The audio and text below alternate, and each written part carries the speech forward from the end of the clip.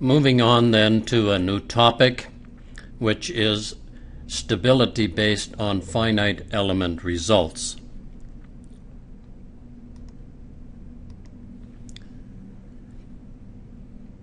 One of the powers of the product integration in GeoStudio is that we can use sigma computed stresses and sigma computed pore pressures in slope W to assess the stability.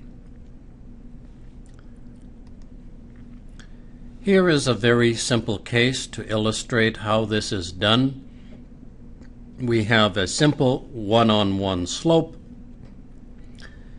discretized it into elements, and we are going to use the sigma W computed stresses to compute a factor of safety. The most important thing to recognize here is that in a finite element analysis like sigma W, what we get is the stress in the x direction, the stress in the y direction, and the shear stress on the xy plane in each element. Actually, in higher order elements, such as are illustrated in this particular case here, is that we do get this stress tensor at each Gauss integration point within the element. Now, as soon as we have finite element computed stresses, we have additional information. Here are the vertical stress contours for this simple one-on-one case. And when we look at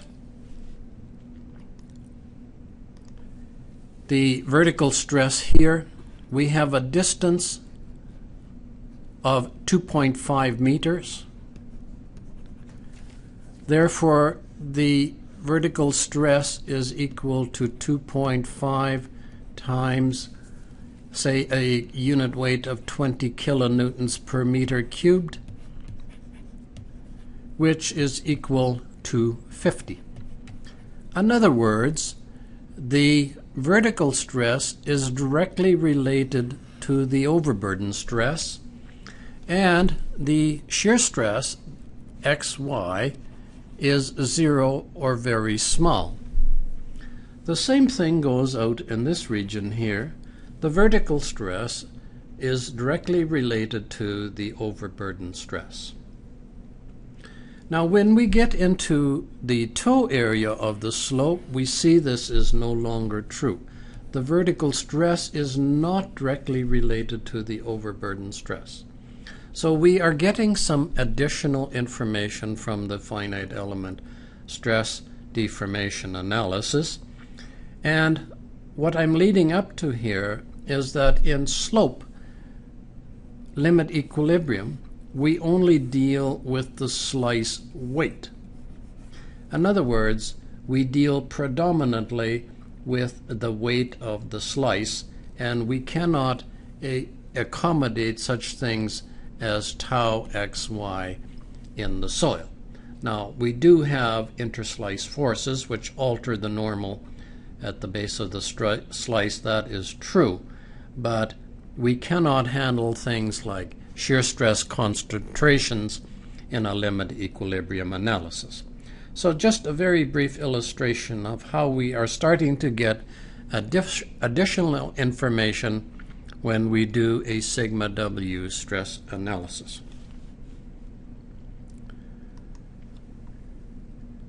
So the first step then is to compute the stresses in the ground.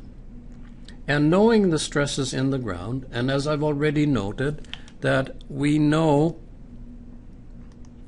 the sigma y, we know sigma x, and we know tau xy.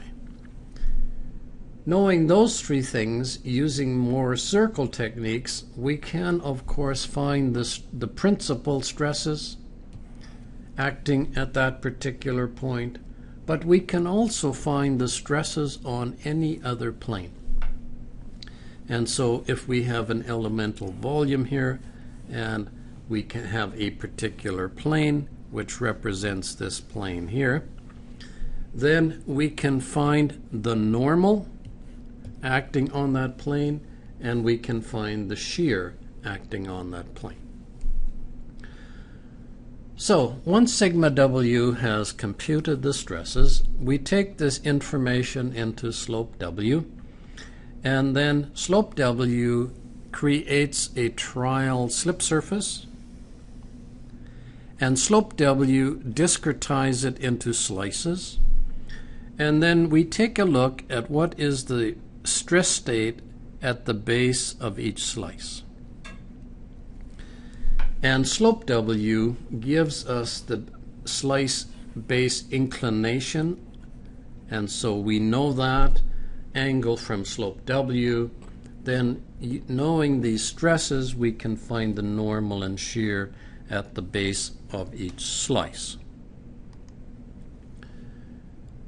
A little bit more specific, sigma W gives us a stress tensor, which is the stresses at the nodes.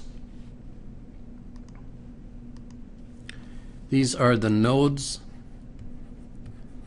And once we know the stresses at the nodes, we take our formulation interpolating function n, and multiplying the interpolating function times the stresses at the nodes gives us the stress state at the base of the slice.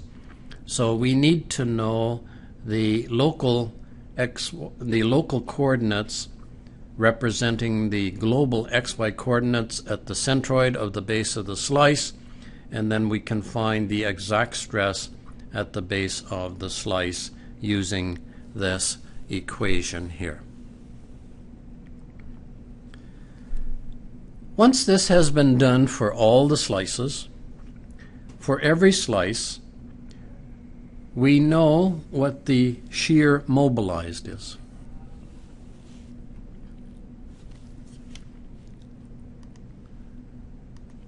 The shear mobilized we get directly from the finite element analysis.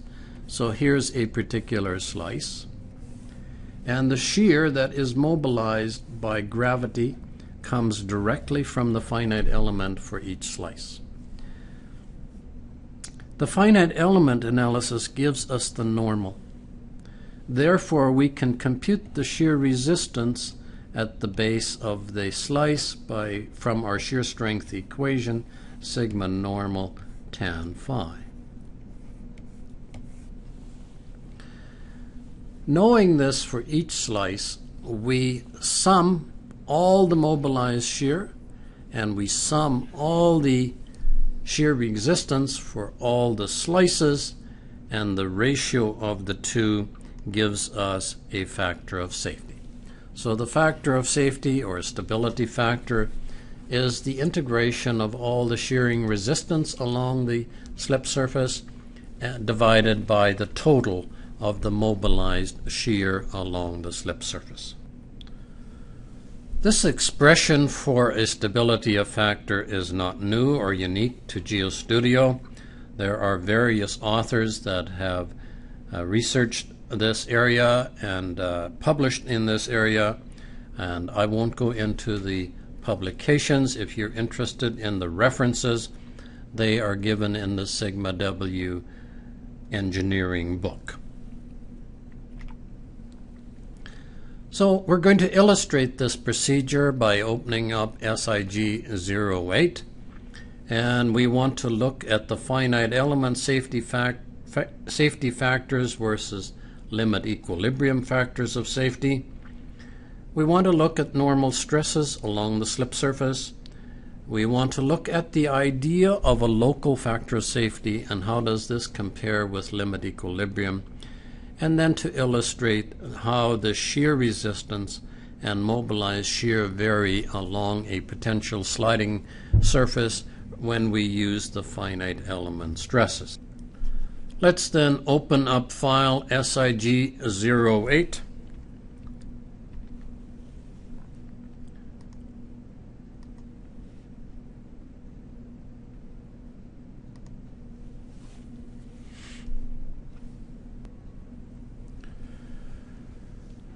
In this file there are several different analyses, and we are going to look predominantly at 1 and 2, and perhaps we'll move on to 3 and 4 depending on time.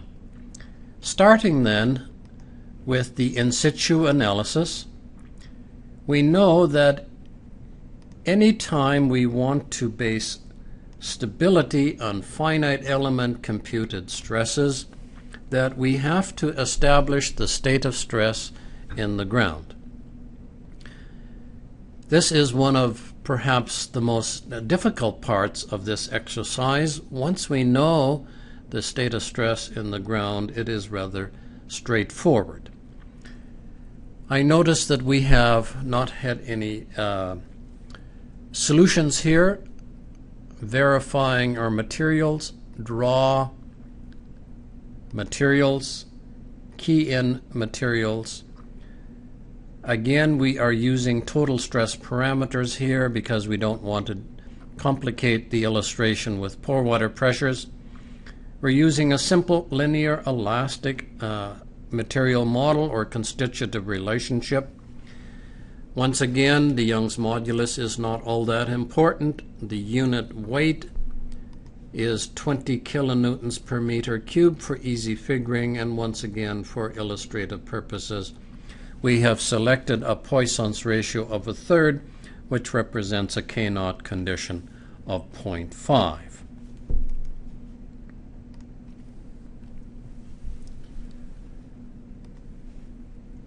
Clicking on Verify, we should have sufficient information for this in situ analysis.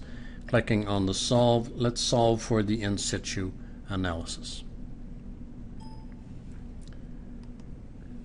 Briefly looking at the results view, here we see, well, let's turn off the mesh.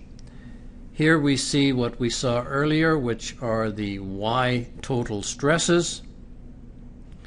We can plot a whole range of different things in our stress distribution, and on top of it all, it is possible to get the exact stress state at a point through draw a Mohr circle.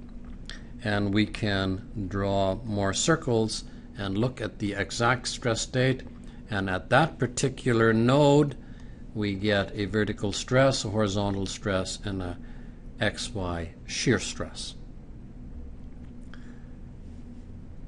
Going back to the define view, as an aside, I want to just illustrate what I have done with the mesh. We say draw mesh properties, and you have not seen this before, but I have refined the mesh around a point.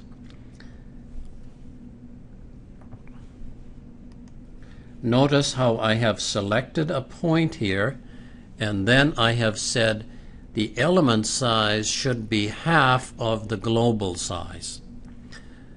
We have in the past refined the mesh along a line, but this is the first time in this workshop illustration in Sigma that we have refined the mesh around a point. And the reason that I have done this is I know that I will get some shear stress concentrations at the toe of the slope, and so I made the mesh slightly more refined in the toe area.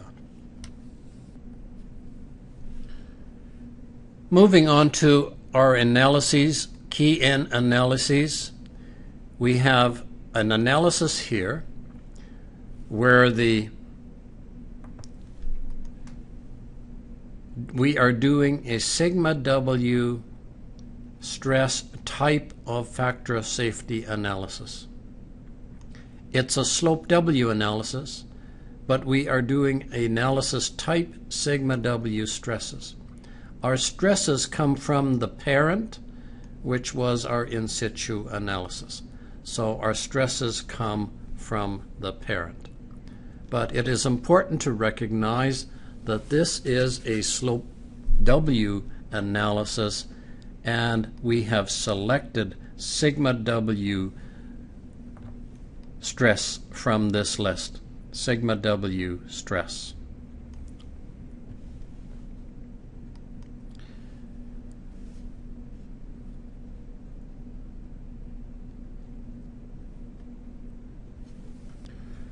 For easy comparison, I have set up the problem in such a way that we are analyzing only one circle, one trial slip surface.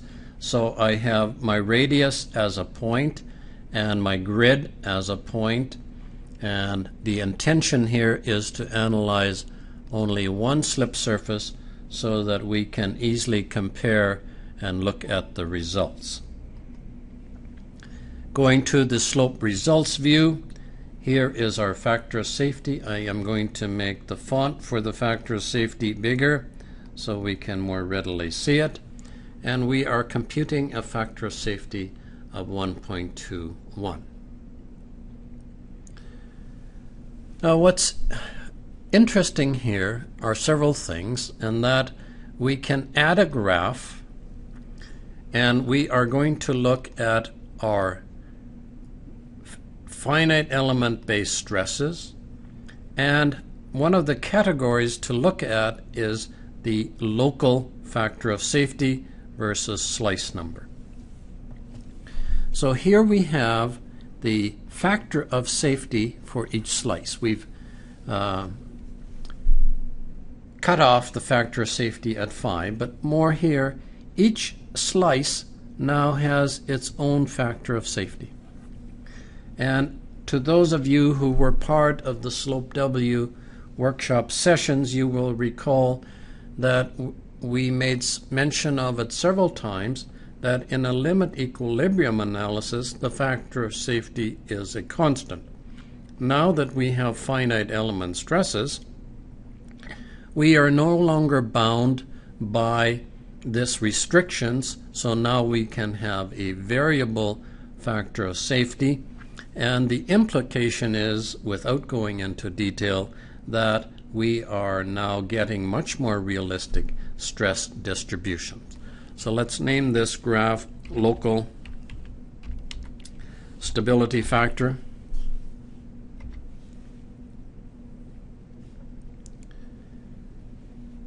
Let's add another graph and call this mobilized shear.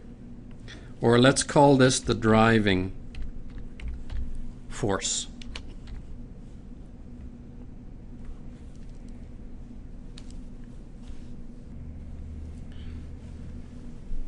We're looking at the driving force or the mobilized shear under the category of shear resistance. The category is shear resistance, and the subgroup is mobilized shear versus slice number. So here we see at the base of each slice the mobilized shear as computed from the finite element results. Cloning this graph, we now have the resisting force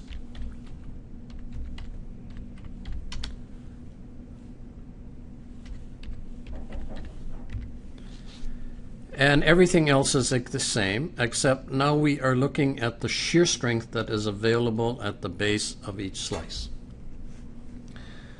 So recall our stability factor equation. For each slice we have the resisting force and the driving force. We can compare these two now along the slip surface by holding down the control key, and we see here that we have the resisting force, which is the shear strength at each slice, and we have the shear mobilized at the base of each slice. And it is the ratio, it's the ratio of these two that gives the local stability factor or safety factor. So you can see that the ratio of the shear strength divided by the shear mobilized is not a constant, and this is represented by the local stability factor. What this is showing is that our shear mobilized in the toe area here is greater than the shear strength. This has come about because we have done a linear elastic analysis, and in essence we have some overstressing in the toe area of the slope. And just jumping ahead and indicating that in actual fact we don't have the correct stress distribution, but overall the total mobilized shear and the total shearing resistance are representative, and therefore we can use the ratio of the totals as a global safety factor for a case like this. We won't have time in this workshop to go into any details, but I have already noted in past sessions that often a linear elastic is adequate. We don't get the exact stress distribution, but the global factor of safety is nonetheless adequate, and I'll come back to this a little later on in one of the sessions. What I wanted to illustrate here is just the technique and the information we get when we do stability using finite element stresses.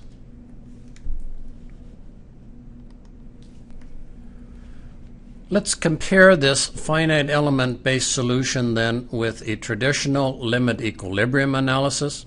Going back to the define view, we have here a second analysis, limit equilibrium toe stability. Everything else is the same, except that in this particular case here we have selected the Spencer method. We are still saying that our parent is the in situ stress state, but the finite element in situ stresses are not used in this analysis here. We have to compute the Spencer factor of safety for exactly the same slip surface. Going to the results view, and we see that the factor of safety now is 1.138 versus the factor of safety when we use finite element stresses of 1.210. We can once again look at the same information along the slip surface when we do limit equilibrium, draw a graph, the driving force and the resisting force, and you will notice now that the ratio of the shear strength to the shear mobilized is now a constant. In other words, the local factor of safety for each slice is the same as the global factor of safety. So the ratio of the shear strength to the mobilized shear is a constant from crest to toe. Also, when we are doing a limit equilibrium analysis, we cannot plot the local factor of safety because it is simply a constant. Remembering the global factor of safety from a Spencer analysis, 1.138, going back to the finite element analysis, it's 1.21, going back to draw graph and looking at the local factor of safety, we know that the limit equilibrium factor of safety is a constant from crest to toe.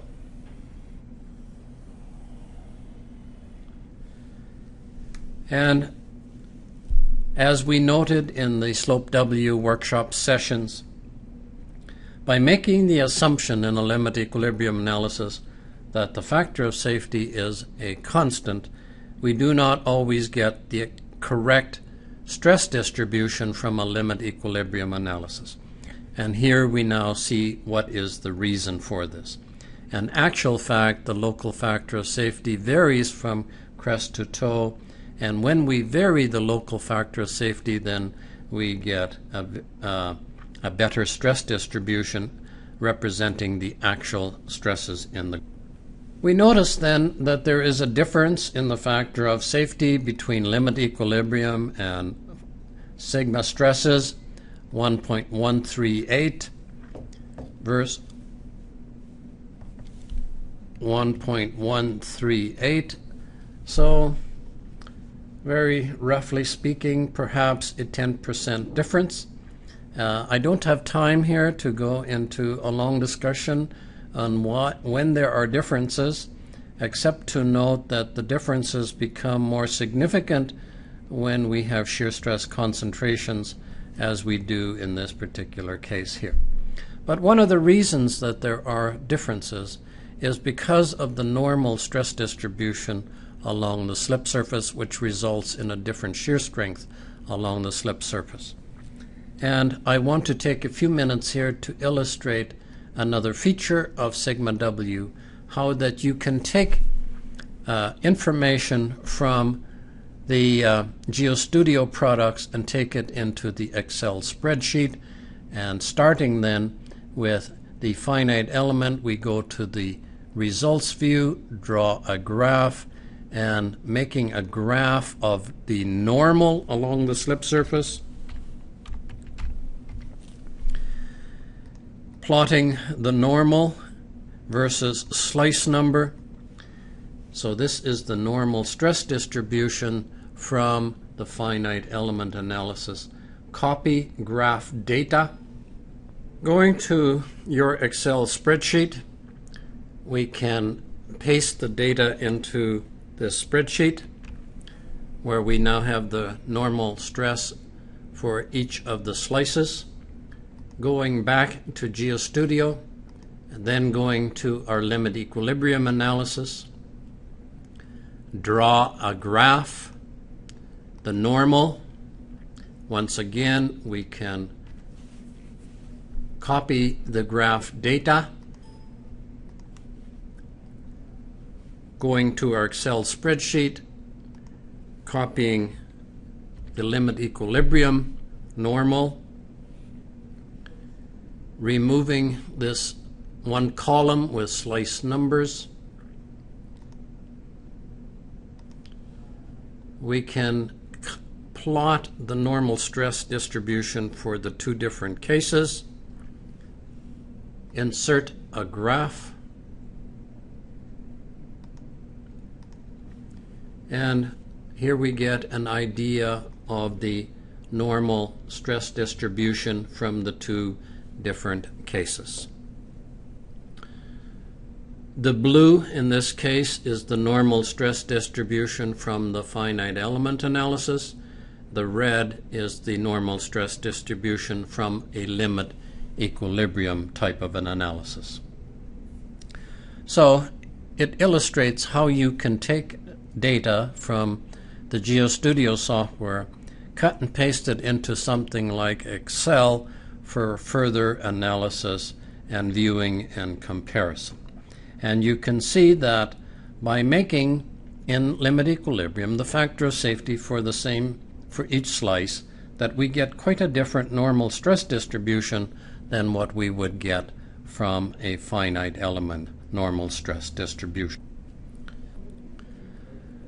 One more point on using sigma W stresses in the illustrative example that we have used to illustrate the technique and compare it with limit equilibrium. There are two more analyses here, number 3 and number 4. They are for a deeper slip circle.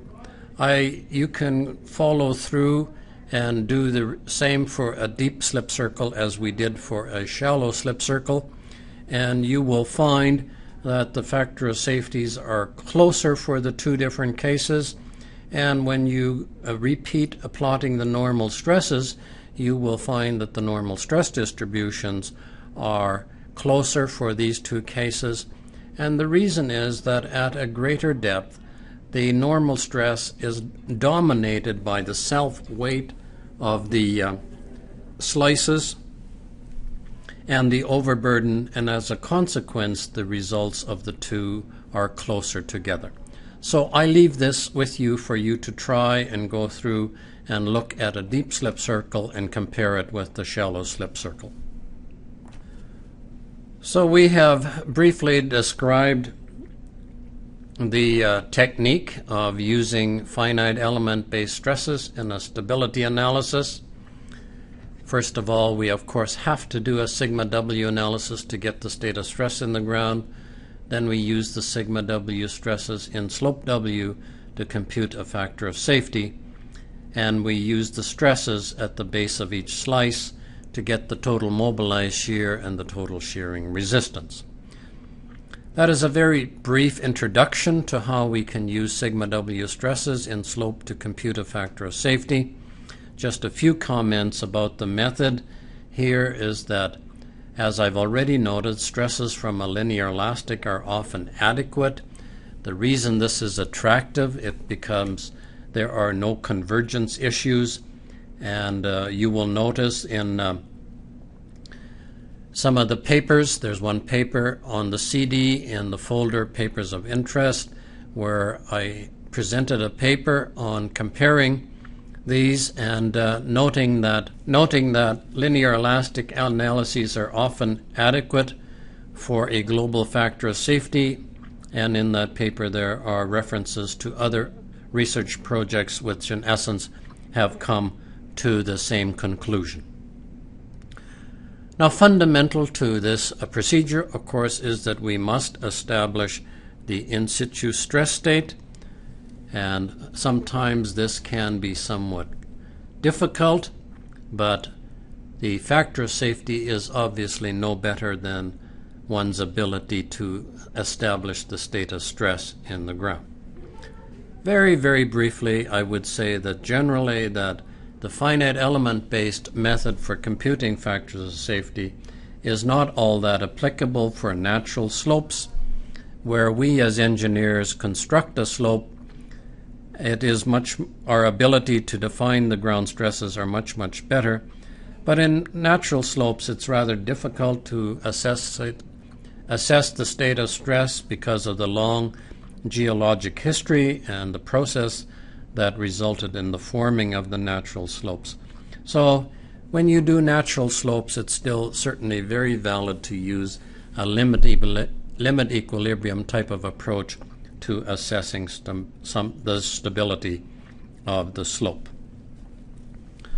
So this ends an introduction into how we can use sigma W stresses in slope W to compute a factor of safety.